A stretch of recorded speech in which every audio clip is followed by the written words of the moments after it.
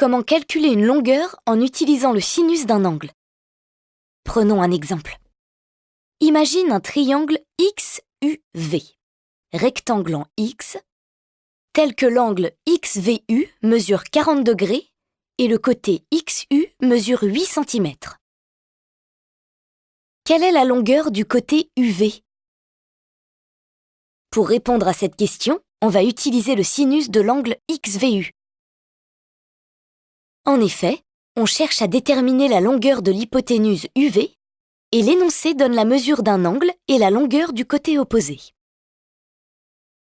On sait que le triangle XUV est rectangle en X. Par définition, dans un triangle rectangle, le sinus d'un angle est égal au quotient de la longueur du côté opposé à l'angle par la longueur de l'hypoténuse. Ici, le côté opposé à l'angle XVU est le côté XU et l'hypoténuse est le côté UV. Donc, le sinus de l'angle XVU est égal à XU sur UV. On connaît la mesure de l'angle XVU et la longueur XU. On va donc pouvoir déterminer la longueur UV. On réécrit l'égalité avec les valeurs connues. On sait que l'angle XVU mesure 40 degrés et que le côté XU mesure 8 cm. On a donc sinus 40 égale 8 sur UV. On utilise le produit en croix. Cela donne UV multiplié par sinus 40 égale 8 multiplié par 1. On obtient donc UV égale 8 divisé par sinus 40.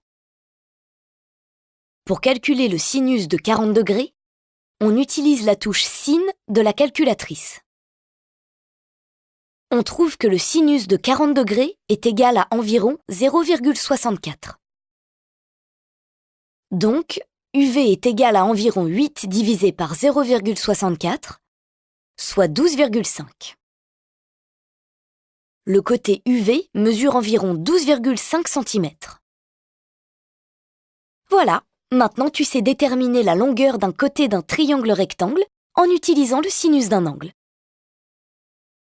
Pour cela, tu vérifies si le triangle est rectangle, tu vérifies avec les données de l'exercice si la formule du sinus permet de répondre, tu appliques la formule du sinus en faisant intervenir un angle connu et le côté dont tu cherches la mesure, tu réécris l'égalité avec les valeurs numériques de l'énoncé, tu utilises le produit en croix, tu utilises la touche sin de la calculatrice et tu rédiges une phrase de conclusion.